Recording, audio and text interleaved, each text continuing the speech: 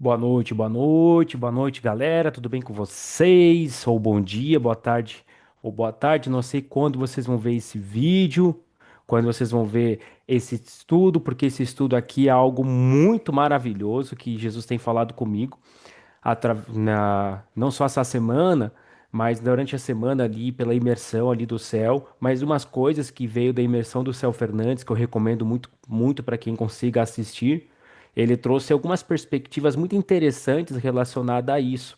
E eu tenho curtido o que eu tenho visto, e ele trouxe algo relativamente novo em passagens que já foram faladas, inclusive, e nessas passagens que foram faladas, ele traz uma perspectiva muito interessante para a nossa vida. Então, eu acho muito bacana o que a gente tem, o que eu tenho visto aqui nas escrituras, meditando aqui, tanto na parte hebraica, tanto na parte grego, aramaico, dentro do contexto. Então, a primeira passagem que a gente vai ver aqui hoje é uma passagem relativamente conhecida, todo meio cristão, seja pentecostal, neopentecostal, protestante, católico, independente dos termos, conhece essa passagem ou já ouviu falar dessa passagem. Olha que interessante.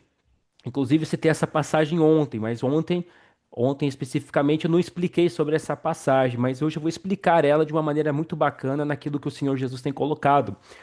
Abram na Bíblia de vocês aí, João capítulo 8, verso 12. É uma passagem, como eu falei, relativamente conhecida, que diz o seguinte: Falou-lhes, pois Jesus, outra vez dizendo: Eu sou a luz do mundo.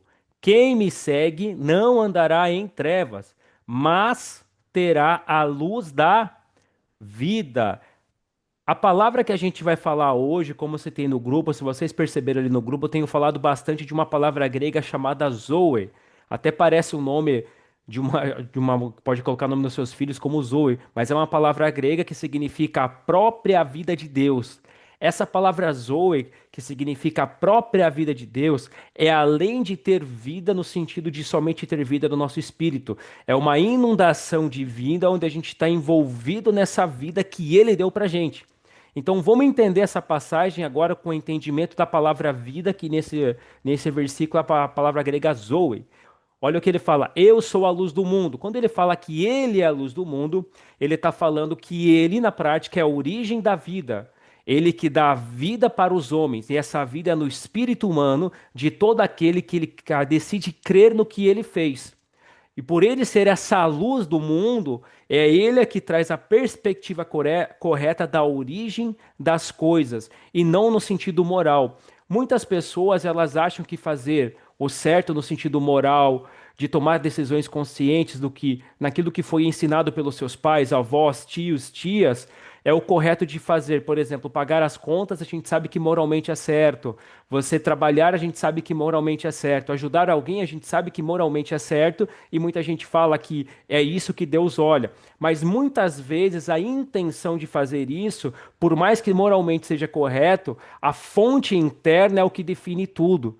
Jesus ele não veio definir um padrão moral do que é certo e o que é errado no sentido de obras. Ele veio definir e trazer novamente a origem da fonte de vida que foi se perdeu lá no jardim, lá em Adão.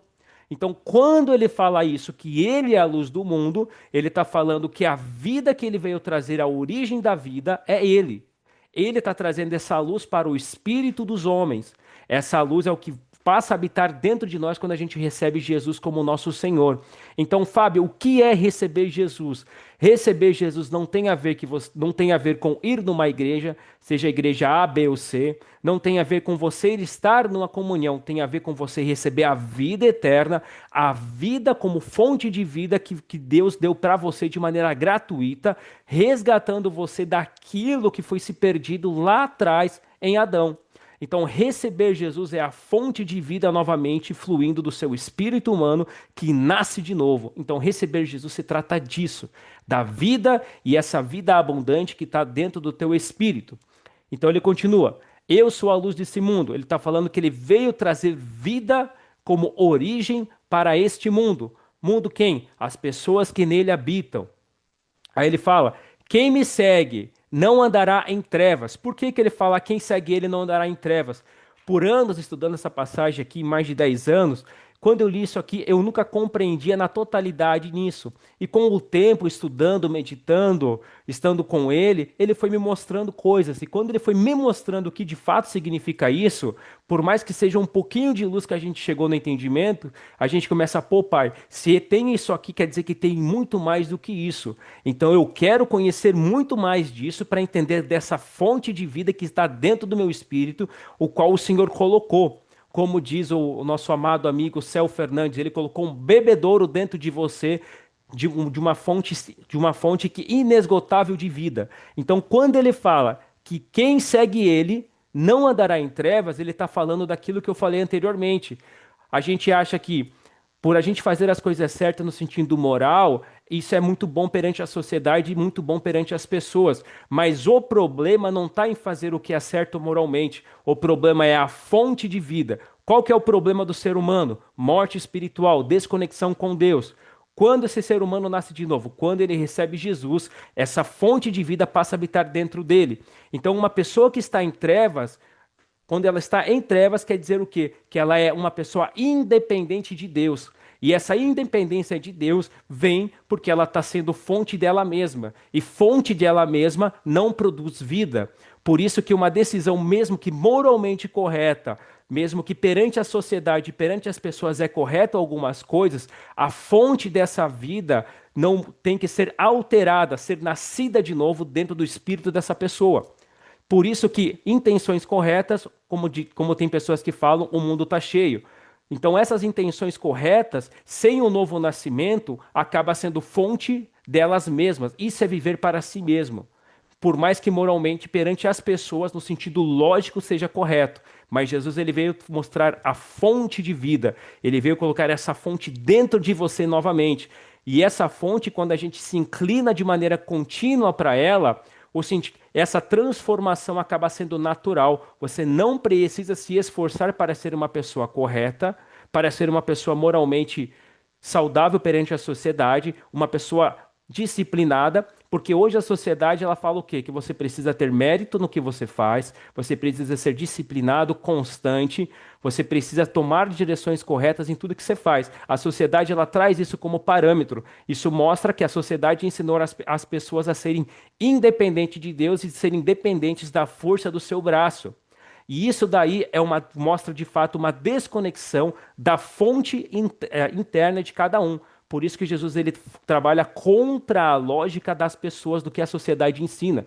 Ele ensina primeiramente a você ter a fonte correta de vida, e essa fonte correta de vida, que é ele, passa a fluir de dentro de você por onde você vai e influencia nas suas decisões. Então o problema nunca foi você ser correto moralmente, por mais que isso é bem visto perante os homens. O problema é estar sempre na fonte disso. Qual é a fonte que vem? Vem da fonte do Espírito em Jesus ou vem da fonte de si mesmo, de uma pessoa independente de Deus, que ela determina com estratégias o que ela deve fazer, independente da opinião de Deus naquilo que Deus diz. Então o problema real do ser humano é a fonte pelo qual ele se inclina. E o ser humano sem Deus, ele se inclina em si mesmo. E em se inclinar em si mesmo mostra uma independência de Deus. E Provérbios mostra que Deus, ele resiste uma pessoa arrogante. Então, o arrogante é aquele que tenta fazer as coisas na independência de Deus. E aquele que é humilde, ele faz as coisas entendendo que Deus é a fonte dele e ele recebe dessa fonte de maneira direta e constante, porque se tornou a nova natureza dele, e essa nova natureza dele vai guiando ele pelo andar chamado jornada de vida. Então, quando Jesus fala aqui que quem segue ele não andará em trevas, está falando do quê? Está falando que quando você tem essa vida, quando ele iluminou o seu espírito humano com a verdade através do novo nascimento, ele te conduz pela sua própria natureza nascida de novo, pelo que é correto, pela fonte correta, que é ele em união com Deus. Aí ele fala o seguinte: mas terá a luz da vida, ou seja, terá a Zoe de Deus. Então, o que a gente tem em Cristo Jesus? A gente sabe que a gente é filho, a gente sabe que a gente é filha no sentido de mulher, a gente sabe que a gente é herdeiro, a gente sabe que a gente é co-herdeiro de Deus, a gente sabe que a gente é geração eleita, sacerdócio real, a gente sabe que a gente tem autoridade, a gente sabe que a gente tem domínio, a gente sabe que a gente governa sobre todas as coisas. Mas além disso, vocês têm vida. E essa é a vida que Deus tem pra gente. Ela deve ser manifesta primeiramente na nossa própria vida, no sentido de transformação. Quando a gente não permite que essa vida que já está na nossa nova natureza em Cristo Jesus transforme quem a gente, transforme a imagem de Cristo no sentido alma e corpo como expressão, sabe o que acontece? A pessoa ela vive no dilema de Romanos capítulo 7. Sabe qual que é o dilema de Romanos capítulo 7? É o quê? Eu quero fazer uma coisa, mas eu não consigo. Eu vejo que a lei de Deus é boa, mas o que está em mim não deixa fazer. A pessoa ela fica em conflito constante. Ou seja, na perspectiva posicional em Cristo Jesus, todos aqueles que nasceram de novo têm os mesmos direitos. Mas na perspectiva funcional, é aí que está o problema. O funcional é a prática disso quando você entende que essa vida em você, que ele colocou, não é somente a sua vida. Além de tu estar cheio de vida, você transborda dessa vida e essa vida deveria passar em todas as áreas da sua vida. Mas muitas vezes não passa, por quê? Porque os nossos conceitos, crenças erradas que a gente tem a respeito das coisas de Deus acabam sendo um impeditivo de manifestar aquilo que ele trouxe de maneira clara, objetiva e simples, porque a gente complica muitas coisas. Então vamos lá. O que Deus veio criar? Deus veio criar uma religião, Deus veio criar um sistema de igrejas, ou Deus veio trazer vida? Ele veio trazer vida. Então, quem é que criou esse sistema que a gente hoje chama de igrejas? Quando eu digo igrejas CNPJs, um sistema onde é conhecido com a palavra chamada religião. Isso foi criação do homem para que o homem tente alcançar as coisas de Deus baseado na sua performance. Como é que ele fez isso na prática? Na prática, o homem criou um sistema onde todo mundo deve falar igual, deve se vestir igual, deve fazer uma receita de bolo exatamente igual, e fazendo aquela receita de bolo exatamente igual, você vai obter as coisas. E aí, além disso, eles não ensinam você a liberdade que há em Cristo Jesus, não ensinam a lei do amor que há em Cristo Jesus, e eles tentam te governar baseado no medo. Ou seja, você tem a vida de Deus em você, mas a parte da alma dessas pessoas está ensinando e vocês estão replicando o ensino baseado em religiosidade e medo. E não tem nada a ver com o evangelho isso, porque o que Jesus veio trazer nisso tudo é a vida que vocês que está dentro do espírito de vocês, e essa vida deve fazer o quê? Deve inundar a alma de vocês, passando por esse filtro chamado alma, ela deve se expressar através do corpo físico de vocês, porque aqui nessa terra vocês são o corpo vivo de Jesus. Como assim corpo vivo de Jesus? É Cristo se manifestando em vocês e através de vocês para alcançar as pessoas que estão ao seu redor, seja na sua família, seja os seus amigos, seja no seu trabalho, seja no restaurante, seja num jantar, seja na rua, seja numa caminhada, seja num avião, num ônibus, independente de onde é que vocês estão, essa vida deve se manifestar para alcançar o próximo, assim como você foi alcançado através de Jesus. Aí olha só. João 9 diz o seguinte: e passando Jesus, falando um pouquinho do como a vida se manifesta, e passando Jesus viu um homem cego de nascença, e os seus discípulos lhe perguntaram: Mestre, quem pecou, este ou os seus pais, para que nascesse cego? Essa pergunta hoje que os discípulos fizeram é uma pergunta que ecoa hoje em dia em muitas denominações, aonde eles atribuem maldições hereditárias de gerações de famílias, dizendo que as coisas que acontecem na sua vida veio porque seu avô, sua tataravó, sei lá da onde, fez alguma coisa. Aí eles te conduzem num curso de confissão de pecados, aonde os seus avós lá de trás fizeram um monte de coisa lá, e você deve confessar para que você seja liberto. Só que aí é que tá. Isso não é o que acontece em Cristo Jesus. E a gente não vê Jesus fazendo isso com ninguém. Sabe o que a gente vê Jesus fazendo? A gente vê Jesus curando e libertando. Porque quando a pessoa recebe Jesus, automaticamente a origem dela se torna de Deus. Isso que a gente vê em João 1,12. Quem nasce de Deus, você nasce verdadeiramente de Deus, e a sua origem não é mais a origem humana dos seus pais, dos seus avós e assim por diante. Isso é rompido na hora. Aquilo que antigamente tinha na antiga aliança, hoje não tem mais, não existe mais, foi aniquilado, porque a origem nossa, quando a gente recebe Jesus, é de Deus, porque o nosso espírito recebe essa vida. Então esse ensino ele cai por terra neste exato momento quando a gente entende isso, a nossa identidade em Deus. Então, olha só, Jesus respondeu: nem ele pecou e nem seus pais. Perceba, Jesus não culpou ele, a criança que estava cega ali, o cego de nascença, e nem os pais dele por ele ter nascido cego de nascença ali. Mas foi assim para que nele se manifestem as obras de Deus. Perceba, mas foi assim para que nele se manifestem as obras de Deus. Ou seja, ele nasceu desse modo, ninguém foi o culpado.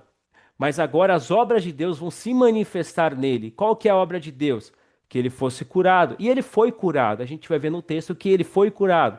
Aí Jesus fala assim: convém que eu faça as obras daquele que me enviou, enquanto é dia. A noite vem quando ninguém pode trabalhar. Enquanto estou no mundo, sou a luz do mundo. Ou seja, enquanto ele estava lá como homem, ungido por Deus, manifestando a vida de Deus, representando Deus, a imagem do Deus invisível que se tornou visível, ele está fazendo a obra de quem? De Deus. E essa obra de Deus demonstra o quê? Curar. Então, curar pessoas entra na obra de Deus? Sim, entra na obra de Deus, porque Jesus ele curou as pessoas e está demonstrando que isso também é uma obra de Deus. Assim como nós vamos ver mais para frente que nós fomos chamados como luz dessa terra, luz desse mundo. Então, quando você ministra cura a alguém, você também está fazendo a obra de Deus. Não necessariamente, como muita gente pensa, eu estou fazendo a obra de Deus quando eu estou na frente de um púlpito ou de uma tribuna, me entregam o microfone, então eu falo publicamente para as pessoas, e aí as pessoas olham, uau, que ministério bênção, que lindo esse ministério, ele está fazendo a obra de Deus. Aí as pessoas associam fazer a obra de Deus quando a pessoa entra nesse lugar, entra ali e pensa e é visto por todo mundo. Quando na verdade fazer a obra de Deus consiste em você viver a partir dessa nova vida que você recebeu em Cristo Jesus.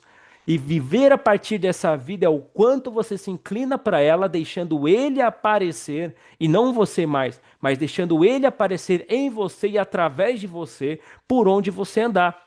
E essa obra de Deus que acontece através de você glorifica o Pai que estás no céu, porque aquilo que acontece remete ao que Jesus fez na cruz do Calvário, quando o sangue dele foi derramado em nosso favor. Amém? Olha só o que ele fala aqui. Olha como ele curou a pessoa. Vou ler para vocês. Eu nem ia ler, mas vou ler. Tendo dito isto, ele foi lá, cuspiu na terra e com a saliva ele fez o quê? Um barro ou lodo e passou nos olhos do cego e disse: vai ao tanque de Siloé, que significa enviado. O cego foi lá, se lavou e voltou vendo. Olha só como é que ele curou alguém.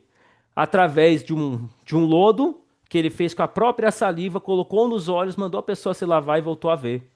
Foi através de imposição de mãos? Teve imposição de mãos no momento que ele passou o lodo ali nos olhos do cego. Mas foi algo que muitas pessoas fazem hoje. Ah, é somente por imposição de mãos, aleluia, glória a Deus. Não. Foi de uma forma, uma palavra de comando com um lodozinho que ele colocou na mão. Eu estou dizendo que toda cura acontece assim? Não. Isso só demonstra que a vida que estava em Cristo Jesus, que estava na pessoa de Jesus, se manifestou e curou aquela pessoa, independente de como Jesus aplicou a metodologia da cura. Então, como você faz, o método que você decide aplicar para abençoar a vida de alguém com a vida que você tem em Cristo Jesus, não importa, porque só acontece tudo isso através da sua união em Cristo Jesus. Aí ele fala lá em Mateus 5,13 que diz: vós sois o sal da terra. O que é um sal? O sal é algo que vem para temperar. É algo que tem um tempero diferente. Qual que é o tempero que a gente tem? A própria vida de Deus no nosso espírito humano. Esse tempero é o que difere nós das outras pessoas que ainda não nasceram de novo. Isso significa que a gente é melhor que eles? A resposta é não, a gente não é melhor que eles. A gente só entendeu que o nosso estado anterior, Jesus resolveu esse problema e a gente decidiu crer no que ele fez. Mas é aquela pessoa que ainda não o recebeu, tem o mesmo direito que eu, Porque Jesus também pagou o preço para ela ser livre. Então, qual que é o meu trabalho? Qual que é a obra de Deus aqui? Você anunciar o evangelho enquanto você anda, enquanto você vive, para que aquela pessoa seja alcançada através da própria vida de Deus que está em você. Por isso que a gente é chamado de embaixador de Cristo aqui na terra. Isso não é somente um título, eu sou embaixador, ministro do evangelho, não. Isso é o quê? Isso é uma realidade onde você é o quê? Você representa um reino, onde você tem tudo que aquele reino tem, tudo que representa o reino, que está por trás do reino, está dentro de você.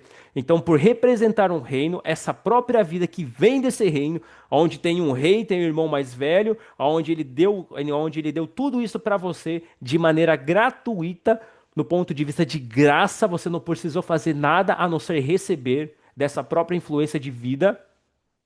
Fazendo isso, você começou a andar nessa vida, e nessa vida você deve ser um embaixador onde representa ele nessa terra. Como é que a gente sabe o que o embaixador deve fazer? Muito simples. A gente olha para Jesus. Olhando para Jesus, que é o autor e consumador da nossa fé, que é o nosso exemplo, que é o nosso substituto. Olhando para ele, a gente vai saber exatamente o que a gente deve fazer e qual é o trabalho de um embaixador do reino. Então, não é muitas vezes, como muita gente pensa, fazer algo para uma instituição quando você é escalado para fazer alguma coisa. Isso tem o seu lugar, isso é muito bom. Mas não é só isso, é você viver a partir dessa vida, aonde essa vida te transforma e transforma quem está ao seu redor. E a progressão dessa transformação depende do quanto nós, de maneira individual, nos inclinamos para fazer isso. Nos inclinamos a deixar essa vida, na medida que a gente o conhece através de relacionamento com ele, deixar isso nos transformar para que as pessoas ao nosso redor sejam transformadas. Então, de quem é o trabalho de influenciar as pessoas que estão ao nosso redor? Diga comigo aí na sua casa. É meu. É meu. Meu como? Eu em Cristo Jesus fui designado pelo próprio Deus para enviar, para transformar essas pessoas através do poder dele que habita em mim. Não é mais a minha vida, é a vida dele que flui em mim e através de mim para alcançar o próximo. E esse alcançar um próximo, como Jesus acabou de mostrar aqui em João 9, através de cura. Então, quando a cura se manifesta através da sua vida, não é que porque você jejuou, não é porque você orou, não é porque você se consagrou, não, porque se fosse por causa disso, rapaz, os discípulos de Jesus estavam lascados, porque eles não jejuaram, e a gente pode ver isso mais para frente. Eles não jejuaram para expulsar demônio, eles não jejuaram para curar enfermos. O que eles fizeram? Eles foram apenas treinados por Jesus. E depois que o mestre subiu ao céu com o corpo glorificado, e então eles jejuaram, somente após. Então, tudo que eles fizeram antes, os discípulos, eles fizeram justamente porque Jesus treinou eles e deu a ordem para eles fazer. Então não é o nosso jejum, a nossa oração forte, como muita gente pensa, que cura pessoas ou liberta pessoas. É a nossa união com Cristo Jesus que faz tudo isso acontecer, porque Ele quer se manifestar em nós e através de nós para alcançar aquela pessoa. Quando você entende isso de fato, isso cai no seu coração, você fala: Uau, essa vida que eu tenho não é somente para mim. Ele deu isso para mim, mas não é somente para mim. Eu preciso que essa vida que está dentro do meu espírito precisa fluir para alcançar outras pessoas.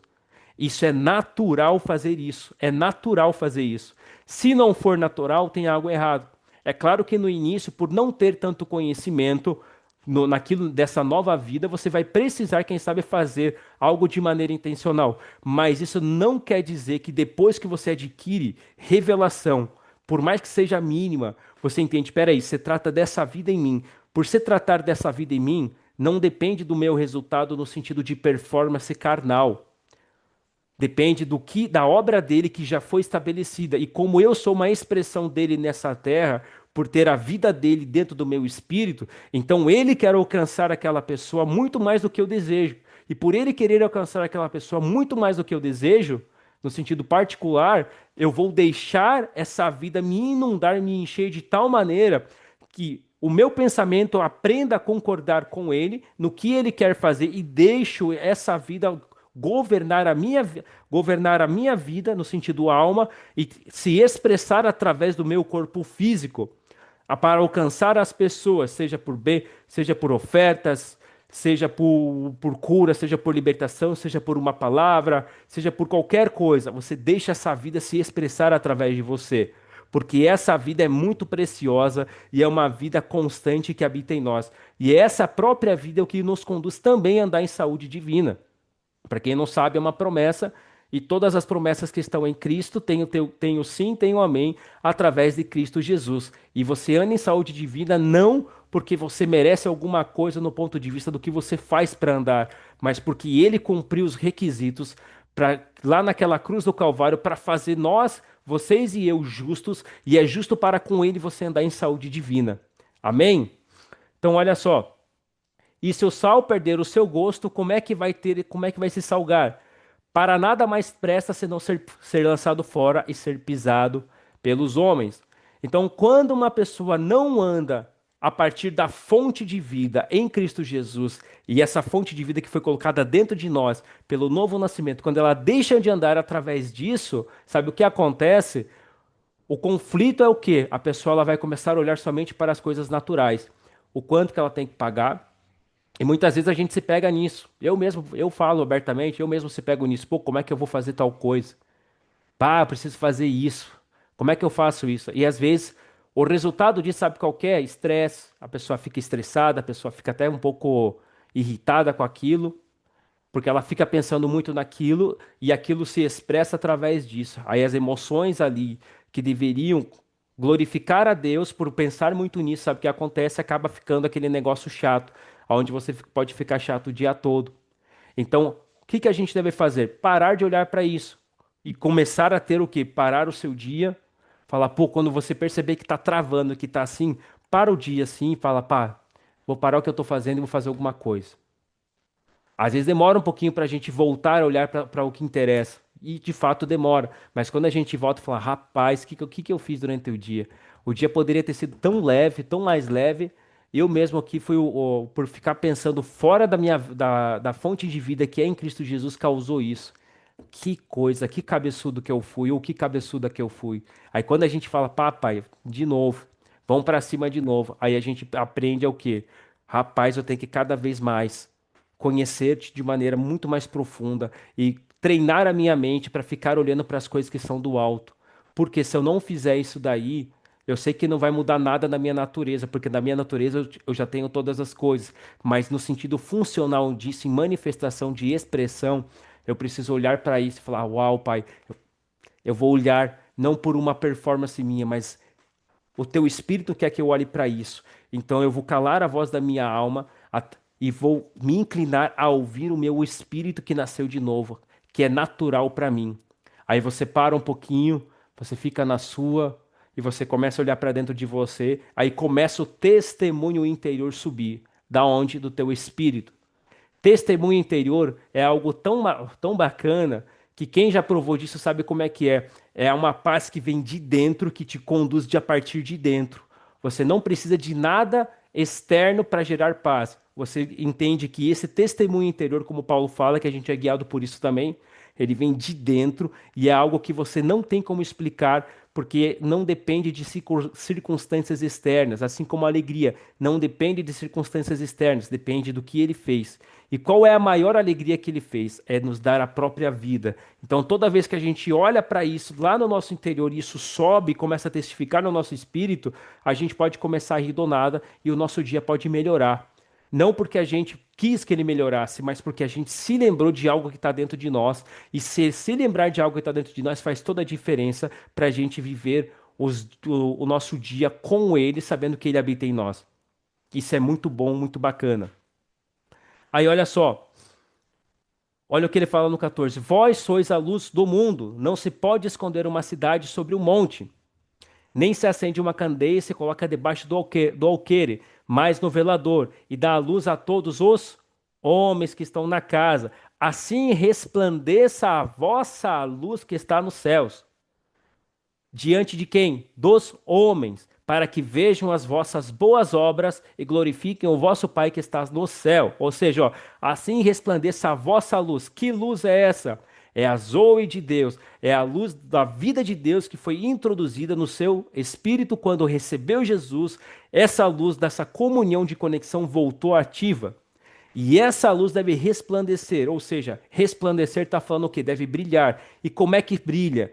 Quando você aprende a ser guiado pela fonte de vida que está dentro de você, em todas as áreas da sua vida, inclusive decisões pessoais.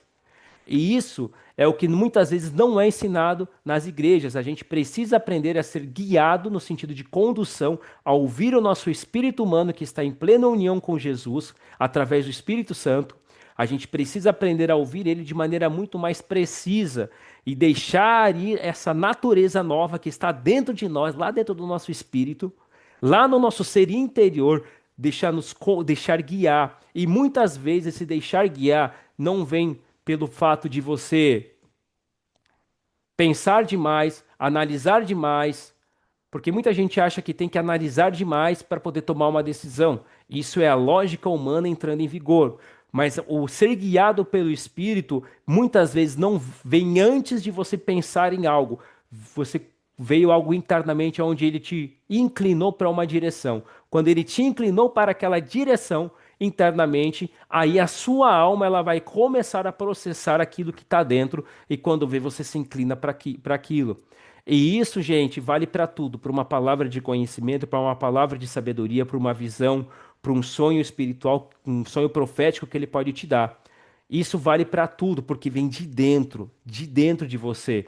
E nas pequenas impulsos e direções que ele dá lá no seu espírito, quando você se inclina para ouvir ele nisso, sabe o que acontece com o tempo? Que você vai praticando isso, ouvindo isso, guiando e sendo guiado por esse testemunho interior, sabe o que acontece? Você vai sendo mais preciso nas decisões que você precisa tomar. Então, muitas vezes, a gente aprende algumas coisas básicas sobre ser guiado, mas o básico, ele só vai passar para o avançado no sentido de ser preciso nas direções da vida, quando você se inclina cada vez mais a ouvir o seu ser interior que está lá no seu espírito. E como é que você faz isso? O primeiro sinal é uma paz que vem de dentro de você. Lembrem disso, paz que vem de dentro de você. Ela não vem por circunstâncias externas, é a paz que vem dentro de você. Segundo ponto, a alegria que vem dentro de você e não por circunstâncias externas, mas uma alegria interna que parte de dentro de você através do que Jesus fez. Terceiro ponto, ele pode te mostrar através de um sonho o que você deve fazer. Se você não está conseguindo se entender nisso por estar aprendendo, ele pode te mostrar através de um sonho, porque ele vai literalmente falar contigo para que você entenda o que você precisa fazer. Então, as decisões que são guiadas pelo Espírito, elas nunca trazem no sentido de insegurança, medo, receios, elas nunca vêm por isso. Isso é tudo alma. Direções que vêm pelo Espírito eu preciso tomar isso, eu preciso, um exemplo, trocar de trabalho. Eu não tenho trabalho ainda, mas aqui dentro de mim tem uma paz para mim fazer isso. Então eu vou seguir o testemunho interior que está dentro de mim, porque ele não falha, porque eu estou em união com Deus. Então eu vou ser guiado por isso. Aí geralmente você se inclina para aquilo, quando você se inclinar, ele vai te conduzir já em seguida nos próximos passos daquilo que você precisa fazer. Ele nunca vai dar para a gente o plano ou a direção toda completa. Muita gente acha que ele vai dar, não, tá aqui todo o plano. Não, não é isso. Quando você começa a se inclinar de maneira voluntária ao testemunho interior lá do seu ser, dessa vida que está em você, como Jesus se inclinava, como os apóstolos se inclinavam, como a gente precisa se inclinar nisso, automaticamente você vai crescendo e se desenvolvendo nisso. Amém, gente? Teria muito mais coisas, mas o tempo aqui do Zoom está terminando, que ele apareceu aqui um cronômetro. A semana que vem tem mais, eu vou subir no YouTube. Dúvidas sobre esse assunto, pode me chamar no meu privado, que eu sou uma pessoa super acessível, e respondo lá qualquer dúvida que possa ter. Vou parar aqui a gravação.